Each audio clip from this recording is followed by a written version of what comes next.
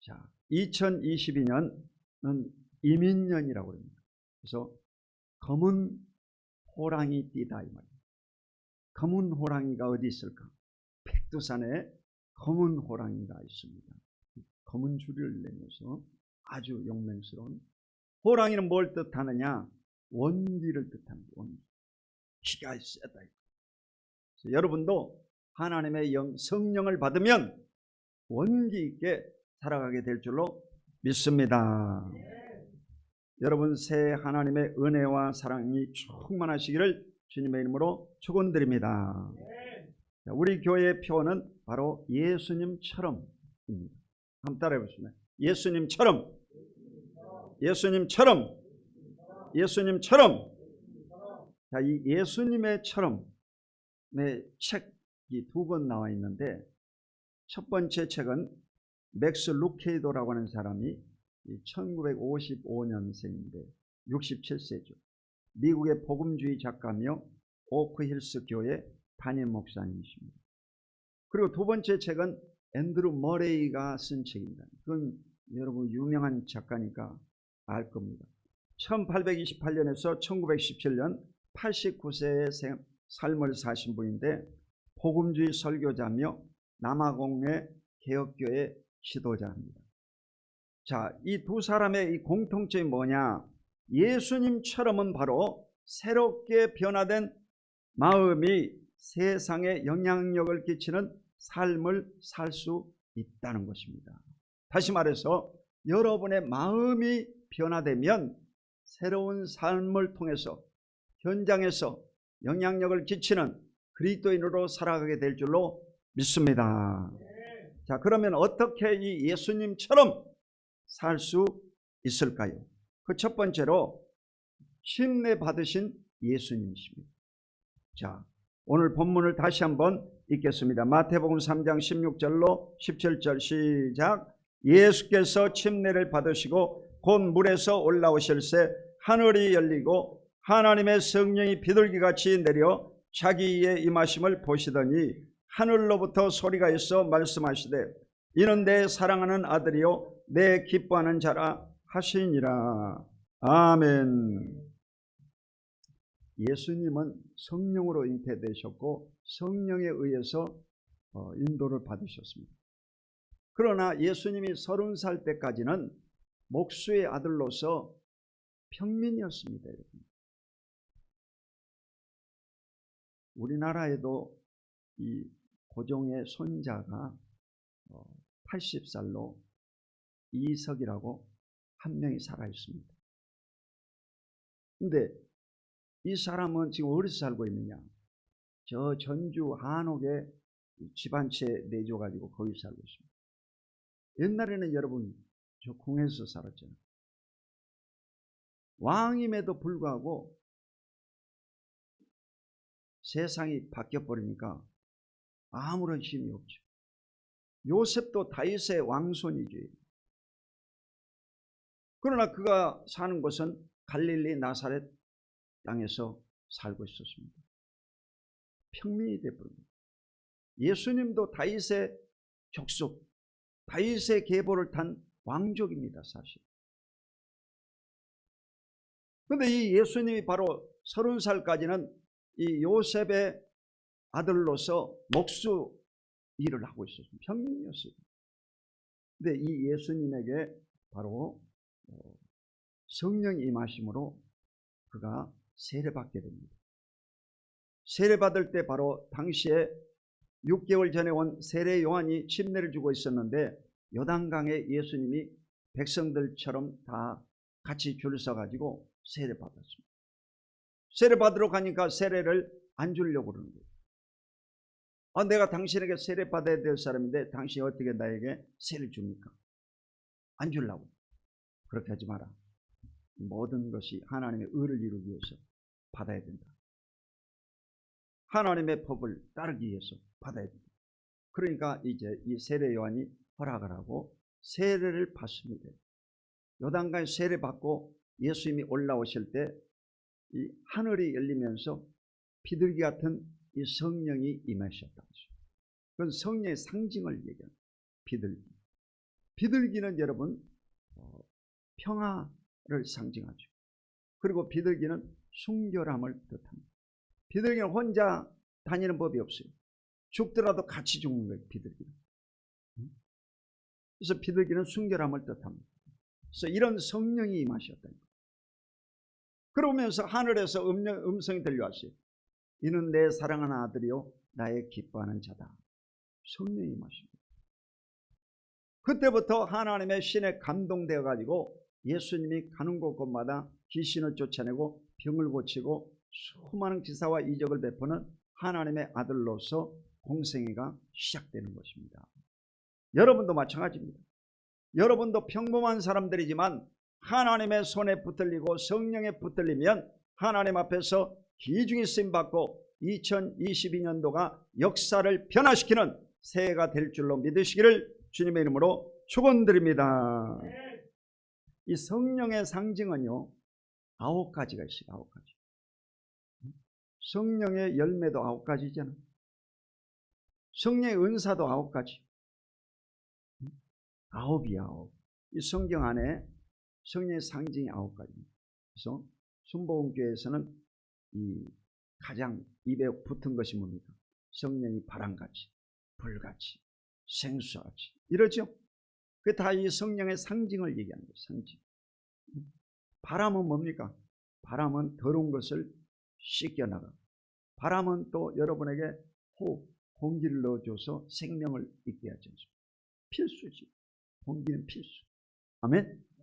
이와 같이 성령은 바로 여러분에게 필수적인 요소들. 불은 뭡니까?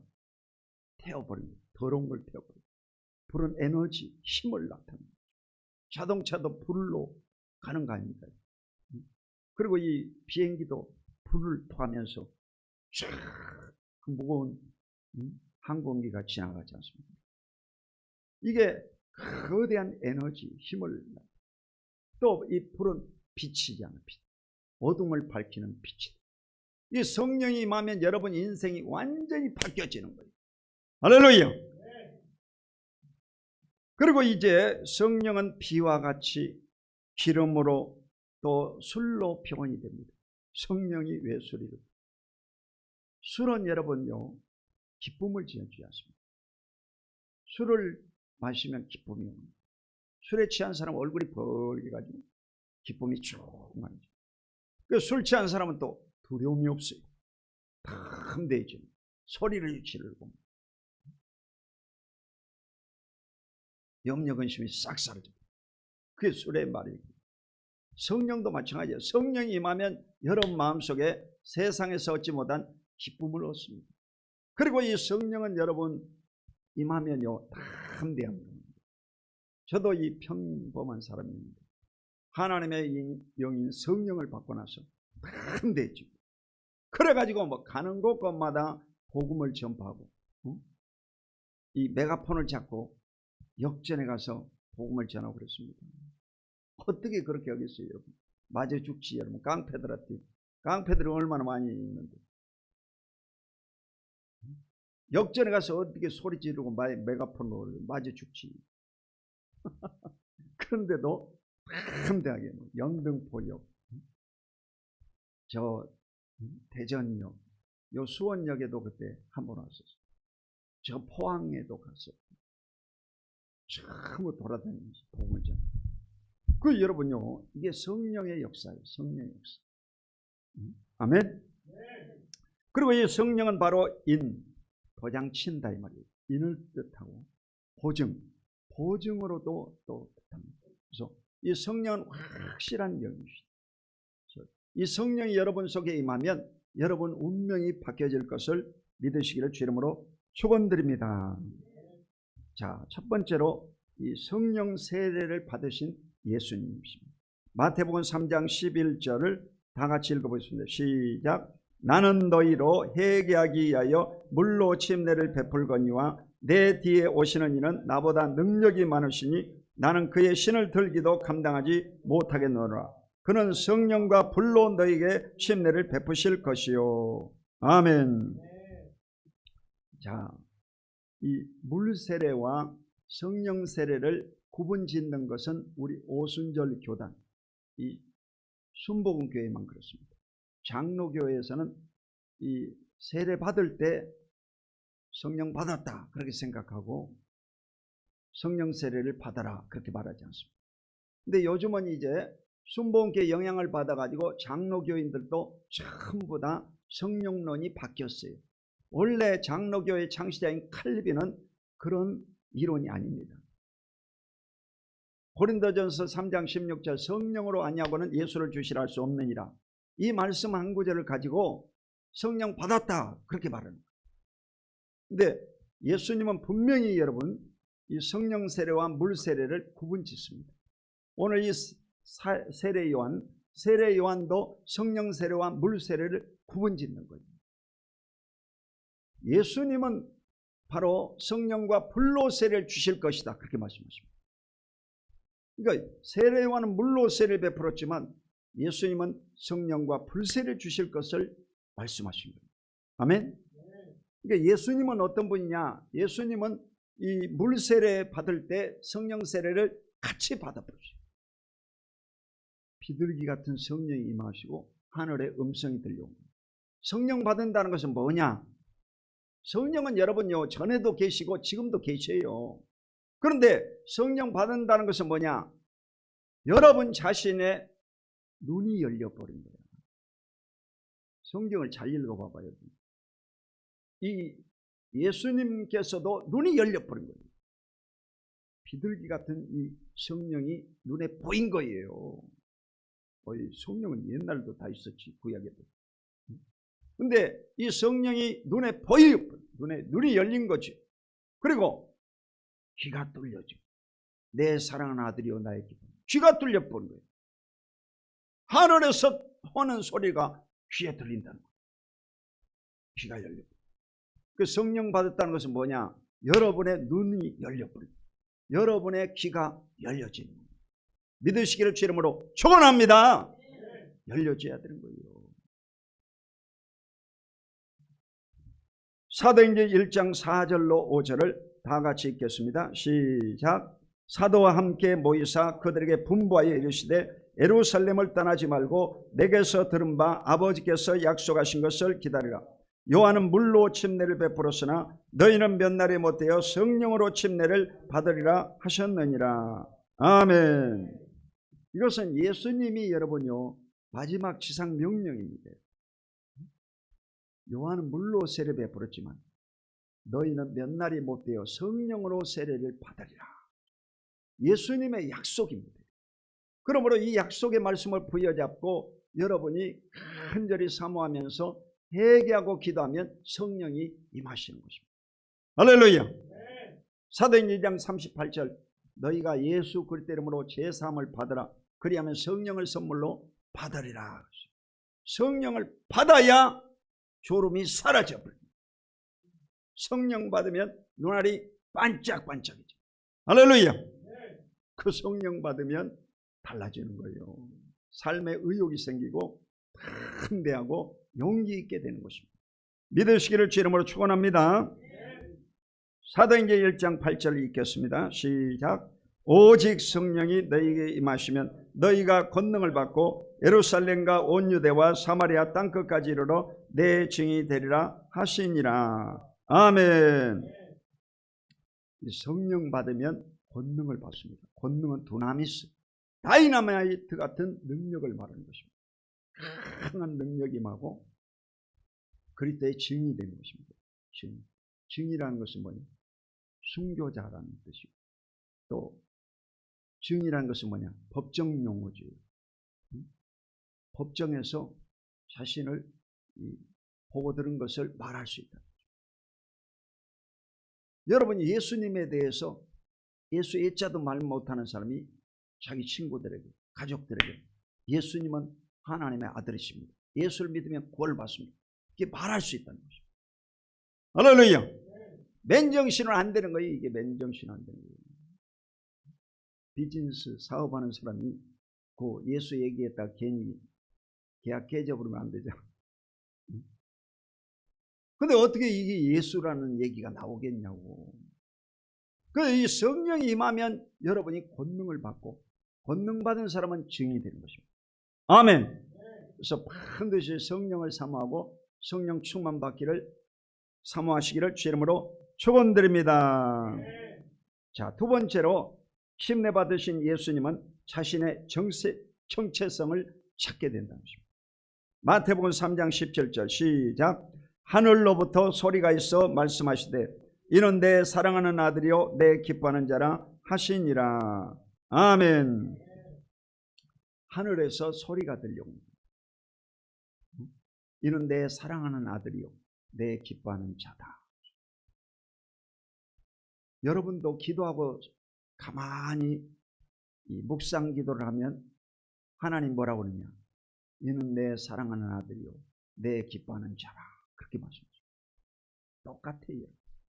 2000년 전에 예수님에게 하셨던 것처럼 오늘날 2000년이 지난 지금도 내게 똑같이 말씀하십니다.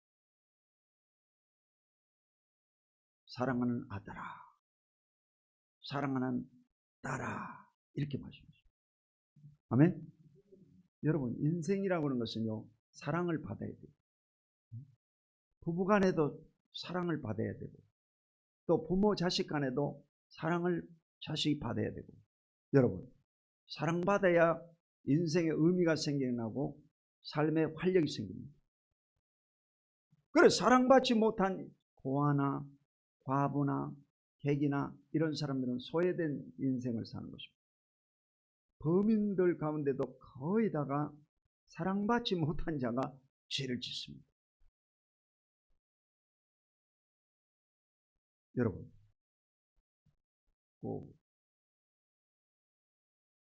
박정희 대통령 시해 사건 때도 사랑받지 못한 김재규하고 차이철 가운데 자기 상사에게 사랑받지 못한 김재규가 쏴 죽여버렸죠. 사랑이야, 사랑. 인생에 있어서요 이 사랑이 가장 소중한데 사랑 못 받으면 스트레스를 받는.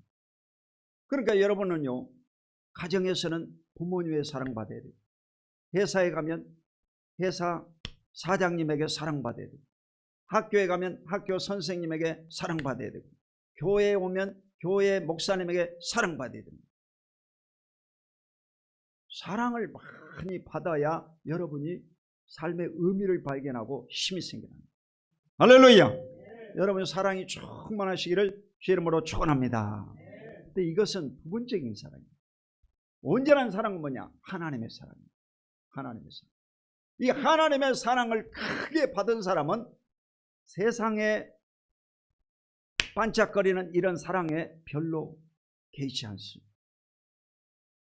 시험 들질 않아. 아멘. 여러분이 큰 사랑을 받아버리면 인생이 바뀌어집니다. 햇빛을 본 사람은요 이런 전등불에 별로 신경 쓰질 않아요. 할렐루야. 여러분이 큰 하나님의 사랑을 받은 자인 것을 믿으시기를 주 이름으로 축원합니다. 한번 자기 이름을 넣어가지고 나는 하나님께 사랑받는 아들이요 하나님이 기뻐하는 자입니다. 그렇게 봐봐. 강초원은 여러분 이름을 대면서 자 시작. 강초원은 하나님께 사랑받고 하나님이 기뻐하는 자입니다. 강초원은 내가 불러야지. 여러분 이름 불러야지. 아멘. 여러분은 하나님께 사랑받고 하나님이 기뻐하는 자다. 눈에 넣어도 아프지 않는 자식들이다. 할렐루야.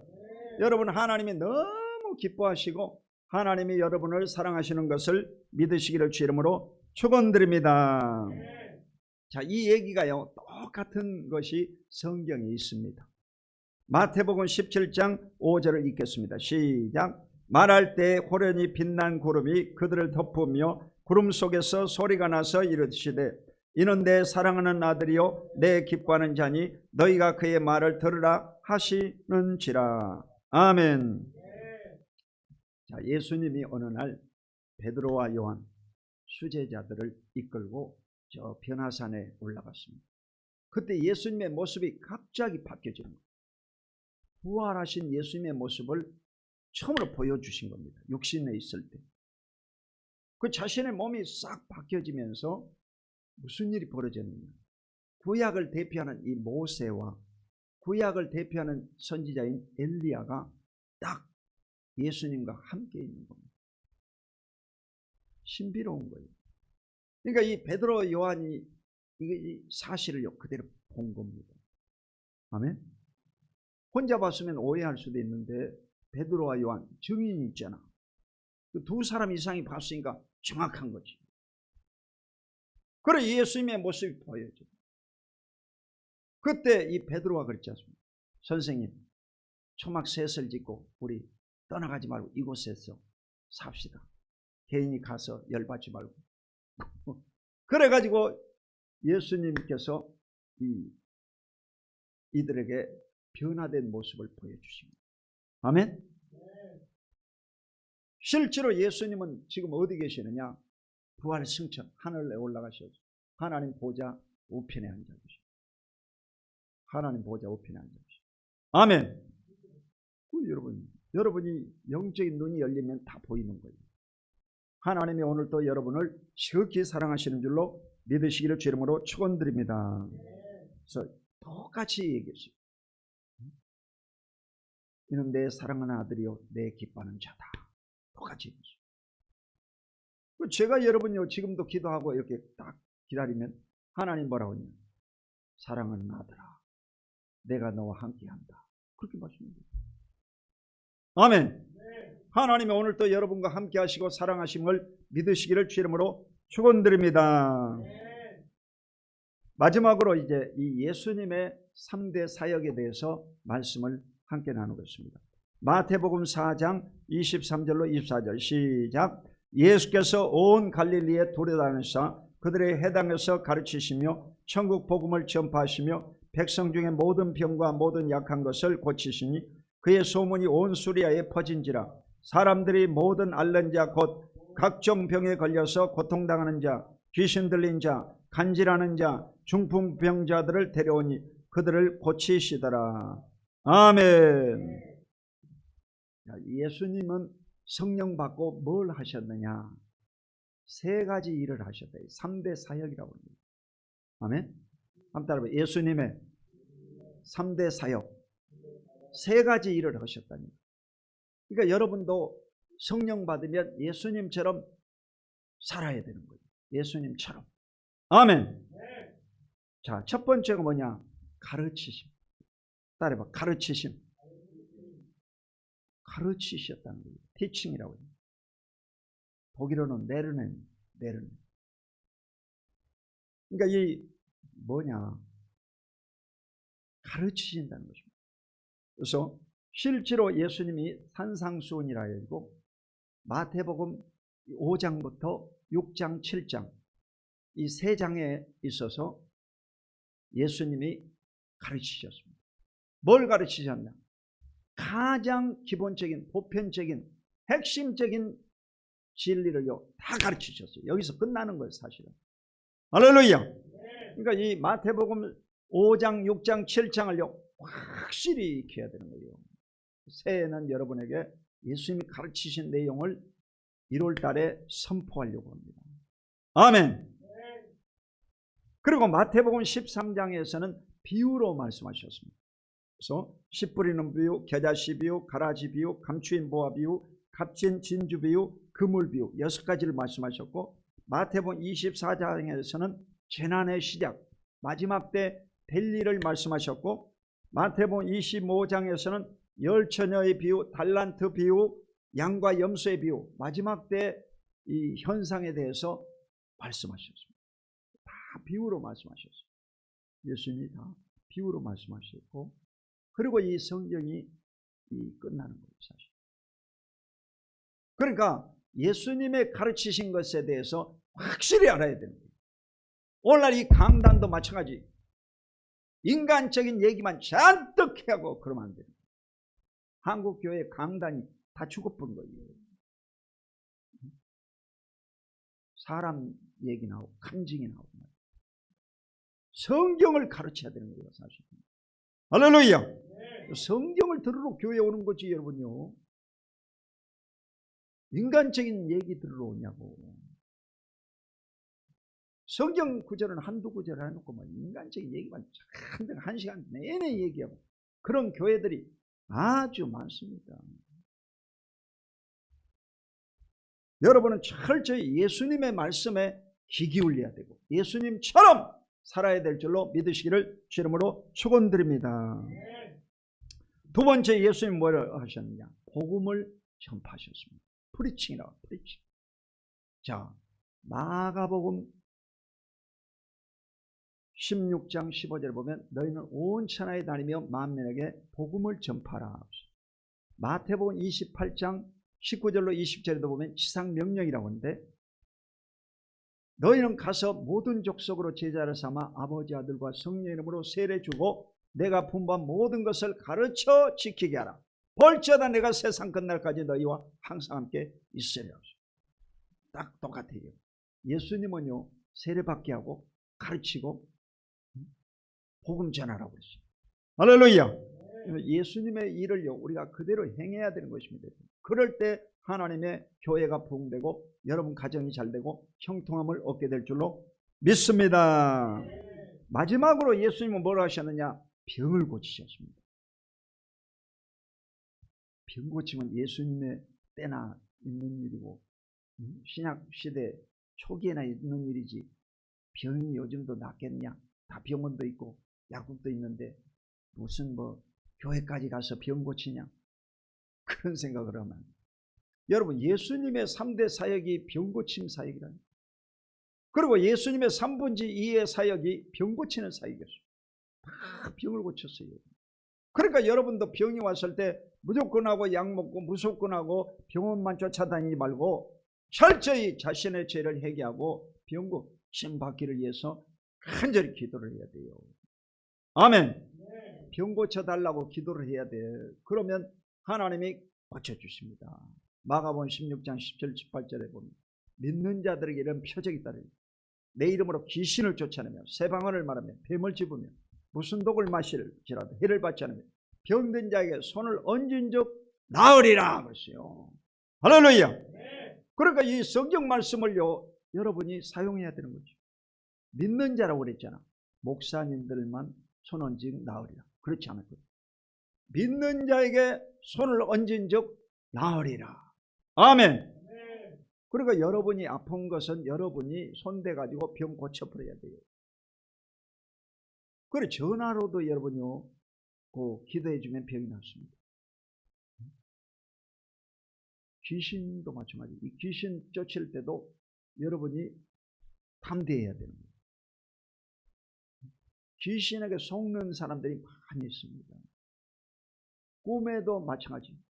꿈에도 여러분이 악몽을 꾼다든지 돌아가신 분이 자꾸 꿈에 보인다든지 이러면요 기도해야 돼요.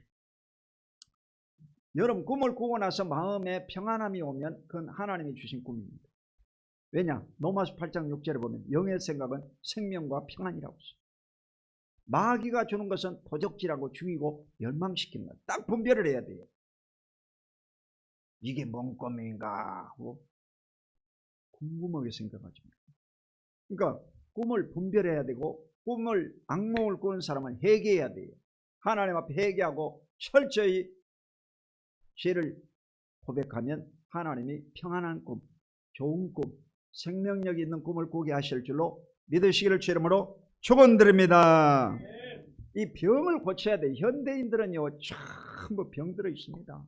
생각이 병들어 있고 마음이 병들어 있고 육체가 병들어 있고 병이 없는 사람이 없어요. 다 병든 자들이에요. 그러니까 뭐 텔레비전에도 보면 3월달에 이제 대선인데 그 후보들 뭐 전부 다 들춰내기잖아요. 전부 다. 원래 근본적으로 인간은 그래요, 여러분요. 누구든지 마찬가지야. 인간은 근본적으로 악하고 죄악이 많고 거짓되고 욕심이 많고 본성이 그렇습니다. 그 아무리 파헤쳐봤자 소용없는 일이에요, 여러분요.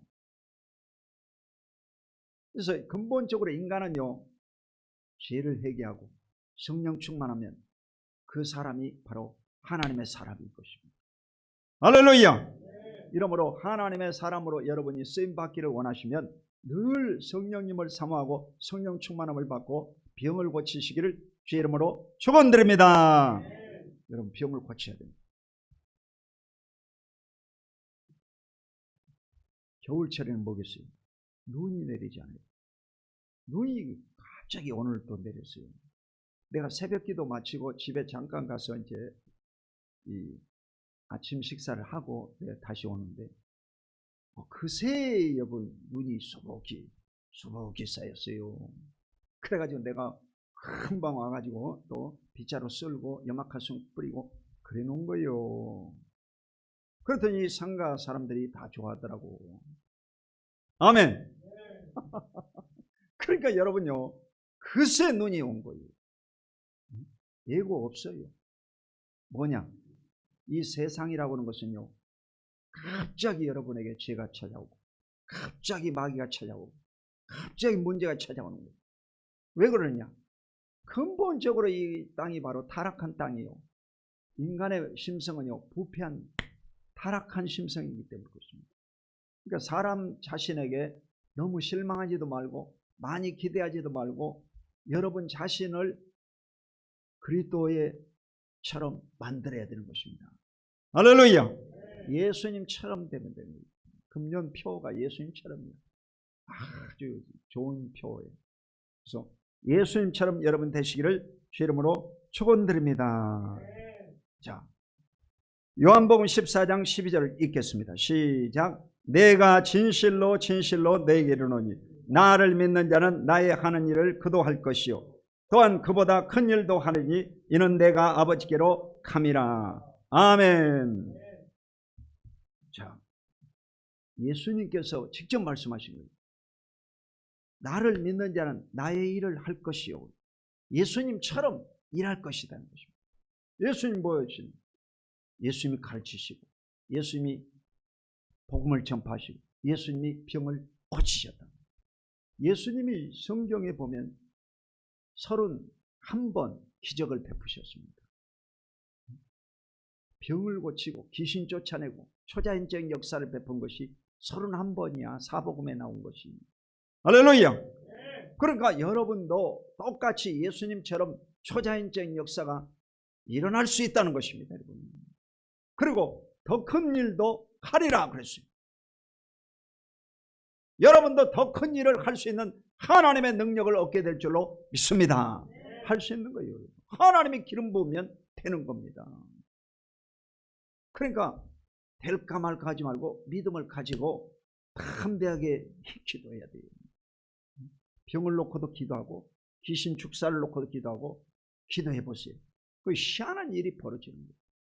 좌우장 기도하면 반드시 이루어지는 거예요. 할렐루야. 그게 뭐냐? 믿음이라는 거예요. 믿고 구한 것은 받은 줄로 믿어라. 예수님 직접 말씀한 거예요. 그러니까 믿고 구한 것은 받은 줄로 믿어라. 그럼 그대로 된다는 것입니다. 할렐루야. 여러분의 겨자씨만한 믿음만 있어도 이 산을 명해서 저 바다에 던져지라. 그 말하는 것이 이룰 줄 믿고 의심치 않으면 그대로 되리라고 했어요.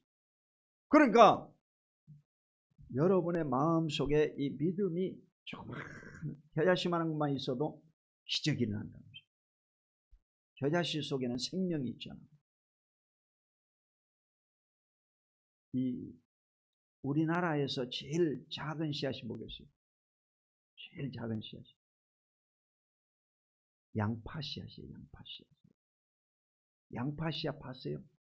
양파 씨앗은 이 콧김에도 불면 날아가 버려요. 날아가 버려요. 그래서 이 양파 씨를 뿌릴 때는 이 모래에다가 섞어가지고 뿌립니다. 섞어가지고. 근데도 그 씨앗 속에 뭐가 들어있어? 생명이 들어있어. 그러니까 이 생명에 물을 주고 온도가 맞으면 무슨 일이 벌어지겠어요? 양파 싹이 올라오고 줄기가 퍼지고 양파 알맹이가 톡 통해지는 거예요. 할렐루야. 그러니까 여러분 마음속에 이 믿음만 있으면 하나님의 기적이 나타난다는 것입니다. 그래서 오늘 또 예수님의 기적을 베푸는 저와 여러분이 다 되시기를 주의 이름으로 축원드립니다.